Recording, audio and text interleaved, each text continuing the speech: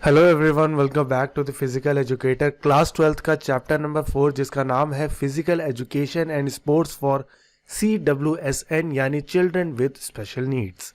हम पढ़ने वाले हैं इस चैप्टर के अंदर टॉपिक नंबर 4 जो कि है concept of disability and disorder, types of disability, its causes and nature, types of disorder, their causes and nature, disability etiquettes, advantages of physical activities for CWSN और last strategies to make physical activities accessible for CWSN।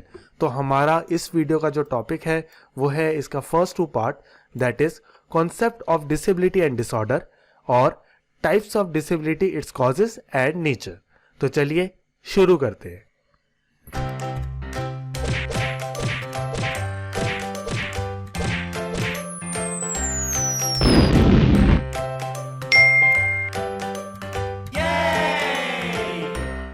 तो चलिए start करते हैं अपना topic number first जिसका नाम है concept of disability and disorder. तो कॉन्सेप्ट समझने से पहले हमें समझना पड़ेगा मतलब क्या होता है हमारे डिसेबिलिटी का। तो डिसेबिलिटी का मतलब समझा जाए तो any disadvantage due to which an individual is not able to perform the activities of normal human life, यानी कोई भी ऐसा डिसएडवांटेज हो जाए जिसकी वजह से जो भी एक पर्सन नॉर्मल लाइफ के अंदर काम कर पाता है, जिस तरीके से कर पाता है उस तरीके से नॉर्मल लाइफ में काम ना हो पाए। जैसे कि एक नॉर्मल पर्सन जिस तरीके से वॉक करता है, अगर एक पर्सन डिसेबिलिटी से गुजर रहा है तो वो उस तरीके से वॉक नहीं कर पाएगा। ठीक है, हो सकता है उसको कोई ना कोई परेशानी आए उस तरीके से वॉक करने में। ओके, अगर मैं डेफिनेशन के बारे में बात करूं तो अ डिसेबिलिटी इज अ रिस्ट्रिक्शन और lack of ability to perform an activity in the manner or within the range considered normal for a human being। यानी एक नॉर्मल पर्सन जितना काम कर सकता है, जिस तरीके से काम कर सकता है, अगर उस तरीके से काम ना कर पाऊं या मेरे से वो काम ही ना हो तो वो मेरे लिए एक डिसेबिलिटी है। ओके, चलिए आगे समझते हैं मतलब डिसऑर्डर का। डिसऑर्डर क्या है? Disorder is usually use for mental disabilities.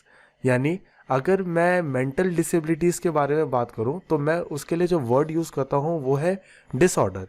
यहाँ पे क्या होता है, कोई एक पर्सन जो भी डिसऑर्डर से फेस कर रहा है वो अपने काम प्रॉपरली नहीं कर पाता, उसके अपने नॉर्मल रूटीन के वर्क करने में बहुत ज़्यादा रुकावटें आएंगी, जितनी एफिशिएंटली वो काम कर सकता था वो नहीं कर पाता।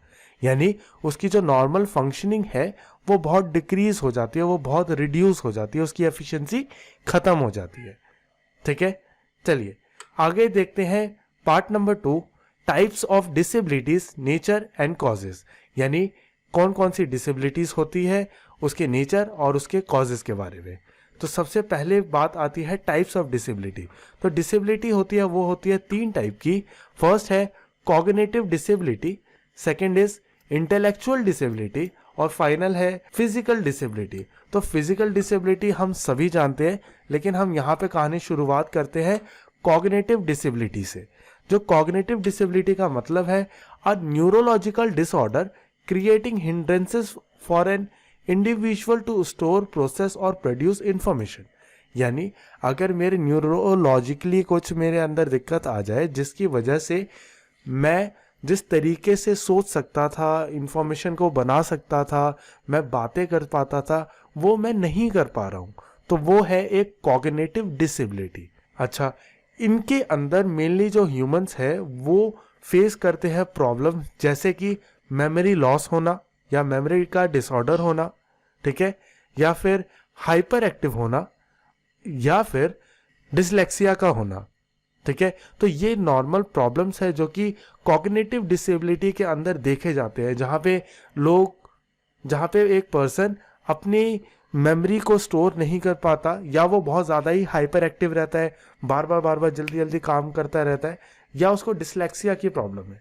ठीक है, इन तीनों ही दिक्कतों को कॉग्निटिव डिसेबिलिटी के अंदर रखा जाता है।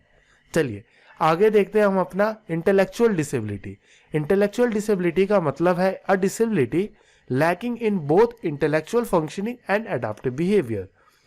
ठीक है, यानी एक कोई भी ऐसी डिसेबिलिटी है जिसके अंदर जो पर्सन जिस तरीके से काम को सीखता है, जितना वो इंटेलेक्चुअलिटी सीखता है, वो ना तो सीख पा रहा है और ना उन चीज़ों को अडेप्ट कर पा रहा है।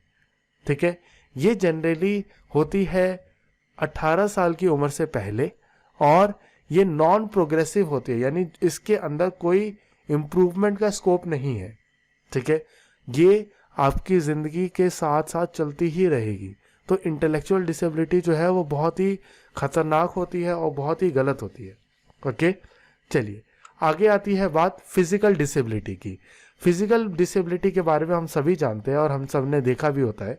Any condition that permanently prevent normal body movement और कंट्रोल, यानी कोई ऐसा कंडीशन हो जाना जिसकी वजह से मैं अपनी बॉडी पे पूरी तरीके से या तो मैं कंट्रोल खो दूं या तो मैं पूरी तरीके से अपने मूवमेंट को खो दूं। ठीक है, एक नॉर्मल मूवमेंट में मैं वापस आ ही नहीं सकता। This is physical disability. ठीक है, ये हो सकती है, इसका रीज़न हो सकता है या तो मोटर डिफिशिएंसी की वजह से, यानी हमारे मोटर स्किल्स जो है वो बहुत ज़्यादा ख़राब हो जाए जिसकी वजह से मैं प्रॉपरली वॉक ना कर पाऊँ या हाथ का यूज़ ना कर पाऊँ, और भी बहुत सारी दिक्कतें। या ये हो सकता है सेंसरी इम्पेयरमेंट की वजह से, यानी हमारे जो सेंसेस है उनके अंदर प्रॉपरली फंक्शनिंग नहीं हो रही है जिसकी वजह से। ओके, तो ये है हमारा फिजिकल डिसेबिलिटी। आगे बात करते हैं हम कॉजेज ऑफ डिसेबिलिटी की, यानी ये जो भी हमने डिसेबिलिटीज़ पढ़ी, कॉग्निटिव डिसेबिलिटी, इंटेलेक्चुअल डिसेबिलिटी और फिजिकल डिसेबिलिटी, इनके होने का रीज़न क्या है। तो रीज़न कुछ है।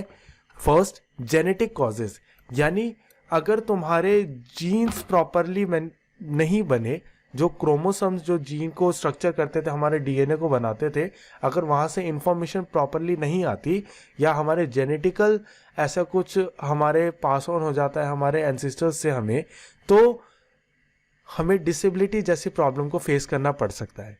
सेकंड आता है इसके अंदर पोवर्टी। पोवर्टी का रीज़न क्या है, क्योंकि पोवर्टी के थ्रू एक नॉर्मल पर्सन अपनी जो सफिशिएंट डाइट है, जो सफिशिएंट उसको चीज़ें इंटेक करनी चाहिए, वो नहीं कर पाता, जिसकी वजह से पुअर हेल्थ की वजह से वो डिसेबिलिटी का शिकार हो जाता है। नेक्स्ट आता है इसके अंदर मेंटल हेल्थ प्रॉब्लम। जो person already mental health problem के साथ जुड़ रहे हैं वो धीरे धीरे हो सकता है कन्वर्ट हो जाए हमारी डिसेबिलिटी के अंदर।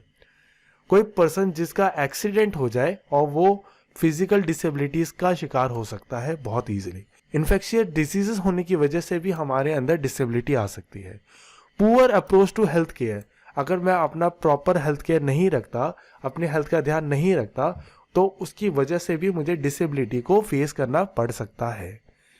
आगे आता है न्यूक्लियर एक्सीडेंट। याद करो कहानी हिरोशिमा और नागासाकी की।